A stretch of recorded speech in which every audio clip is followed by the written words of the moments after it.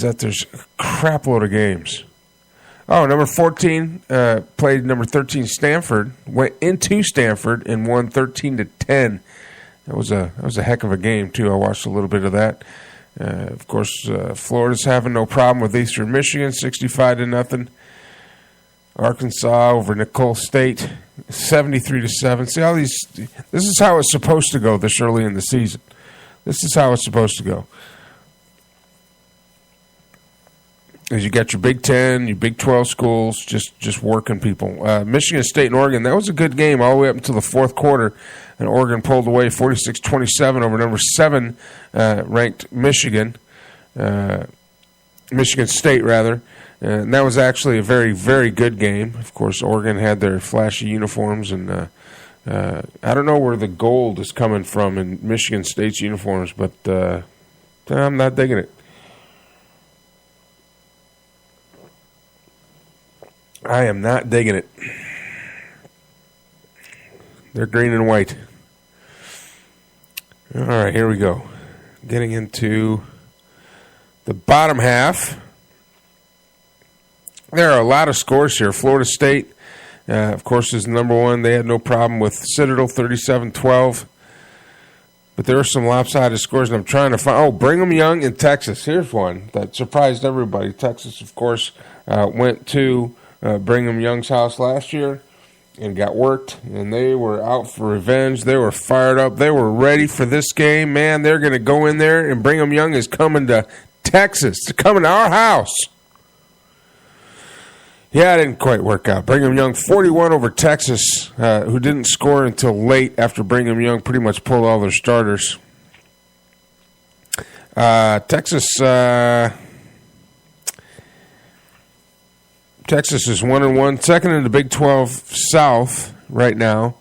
But I watched that game, and I know Charlie Strong is sticking to his morals and his convictions, and there's going to be a lot more. There's going to be a lot more players probably suspended. There's going to be more turnover. This is his first year. The honeymoon will be over next year, though. He's going to have to show something. But to get worked like that by Brigham Young, that didn't sit well with a lot of the UT fans, and I've been watching the blogs and stuff. By the way, if you have any opinions right now of what you think is going on in the world of football, and you'd like to tweet me about it, tweet me at tired_Lions_fan, hashtag it Armed Radio. It'll be it'll come up on my tweet deck, and I'll read it live on the air.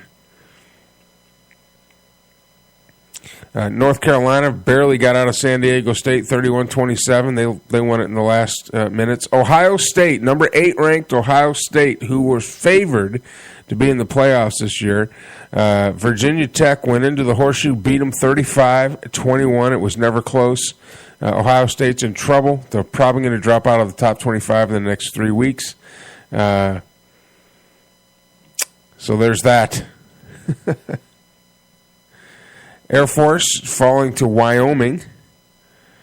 Boise State hung close with Colorado State through that whole game and then pulled away 37-24. Watched a little bit of that game too. Texas Tech, University of Texas El Paso, the UTEP Miners. Again, that was a close game, 30-26. Texas Tech back to their old way of we're just going to score more. We're going to score more points than you. That's how that works. But the big surprise of the day, and I must have scrolled past it, was Michigan Notre Dame. And I'm telling you right now, Michigan's in trouble. My boys are in trouble. Big time. That was amazingly bad for Michigan football. And I don't know what needs to happen. I don't know who needs to get fired, but something needs to change. We're going to talk about that a little bit more. Plus the NFL picks so far and your tweets. Thanks for joining me. I'm Mike Allen. This is the Armed Radio Global Network, and this is Monday Morning Brew. Go get some more coffee. Maybe throw some Eggos in there. Get some syrup and butter. See you in a bit.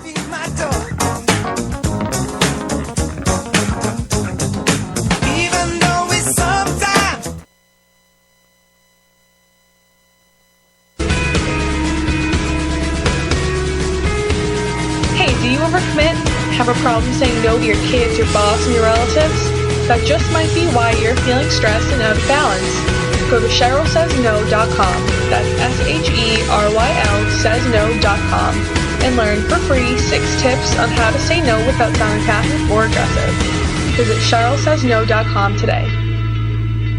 I stumbled upon a great new ebook website the other day that blew me away, and I thought you'd enjoy it as well. It's called ShebaBlake.com. In addition to the great variety of genres and titles, each ebook is only 99 cents. Whether you're a fan of drama, fantasy, nonfiction, poetry, romance, history, or something else, there's something for every reader, even young readers. Order your ebook in the downloadable format that works best for you today. Go to ShebaBlake.com. SHEBA Blake.com.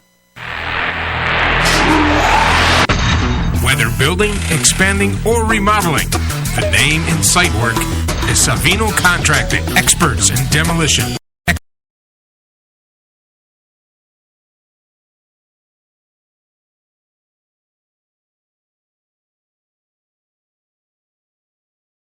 60 or email to evsavino@yahoo.com. Savino Contracting has what it takes to get the job done.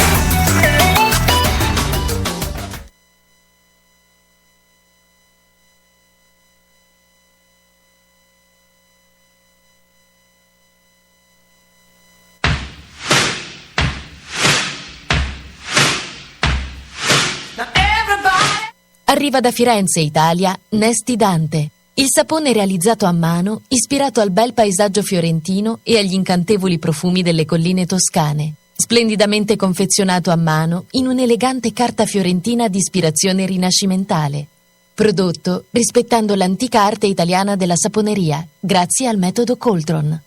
Nesti Dante rimane una delle poche compagnie nel mondo che continua a tramandare il metodo tradizionale di saponificazione.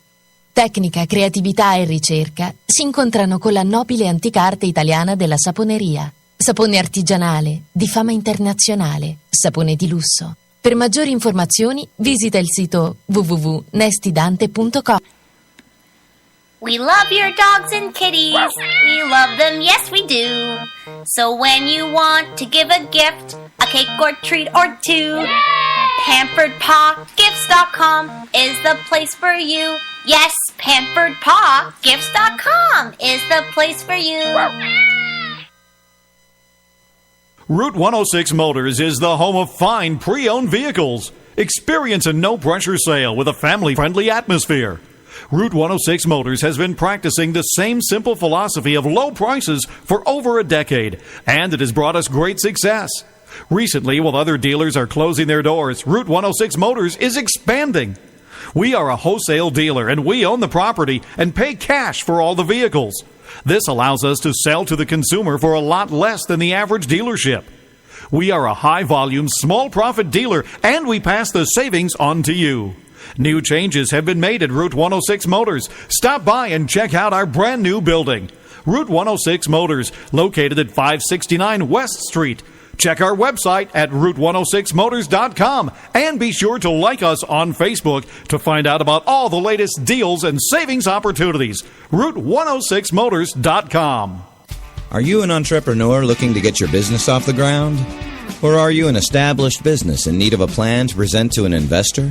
Keljo Solutions can provide you with a plan that presents you and your business to others in an organized, professional package. With affordable rates, we have the plan to fit your budget. Visit us on the web at www.keljo.net and watch your business grow. This is Matt Hazley, your host of Straight Talk. Come join me every Monday night at 9 p.m. Eastern Time on ARM Radio, home of the big guns. Boom.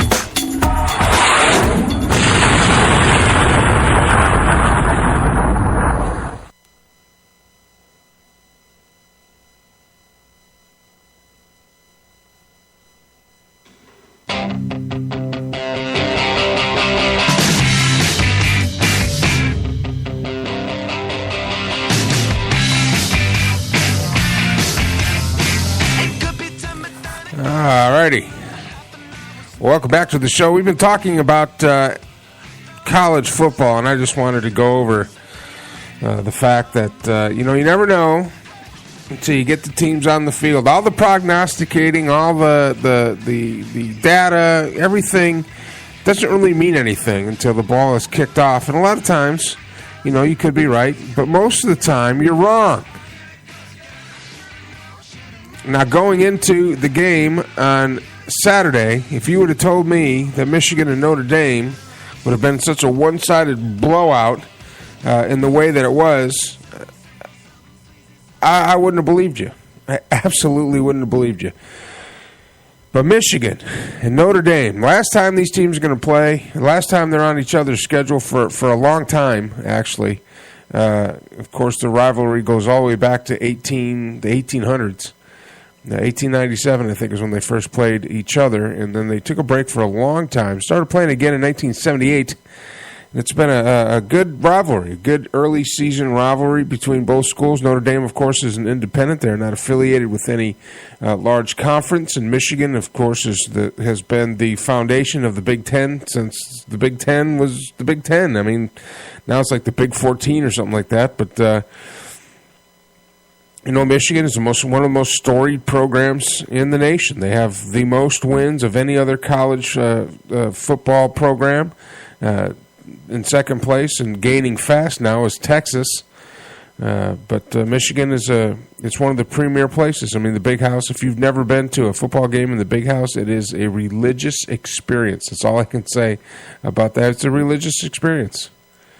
Absolutely a religious experience to go into that fantastic venue and watch Michigan football. I mean, it's really, really good place to go. I mean, you have to be. It's kind of like you have to go to a football game in Notre Dame, in their stadium, because that's got a lot of history there. Go to a Green Bay Packers game in Lambeau Field, and then go watch Michigan in the Big House. As a football fan, you have to do that at least once before you die. Put that on your bucket list. And to go into South Bend with a season full of hope and promise that Michigan's finally turning it around. Brady Hoke has been there for 4 years now. He wants to get Michigan football back to the way it was. Hard-nosed football. Hard-nosed, grinded out, pounded out football like it used to be. He's finally got some of his own guys in there. Finally got some of his own people that he's recruited. He's had time to build it. And, man, they went into South Bend and they just stunk up the joint. It was horrible. 31-0, Notre Dame defeats Michigan. And let's look at some of these stats are just atrocious. Gardner, who, the poor kid, I know he's a college kid. I know he's young, but he ain't the quarterback, dude. I mean, you can't force somebody to. You can't force somebody to be something they're not, and he's not. He's not the. He's not the answer. Gardner went 19 for 32, had a 59% pass rating for 189 yards, but he threw 3 picks, no touchdowns. Smith had 7 rushes for 30 yards. That's the most yards of any of the rushers in Michigan. Smith had 30 yards. Green had 25 yards. Hayes had 20 yards. Norfleet had 20. I mean, Gardner had 5 yards. Receiving Funchess, who's their leading receiver, had 107 yards. That's the most offensive yards by a player on the entire team was a receiver for 107 yards. No touchdowns. And no touchdowns anywhere. I mean, it's just had 3 interceptions, had 2 fumbles, 5 turnovers in the game, all Gardner. It was just bad. It was bad. It was absolutely horrible.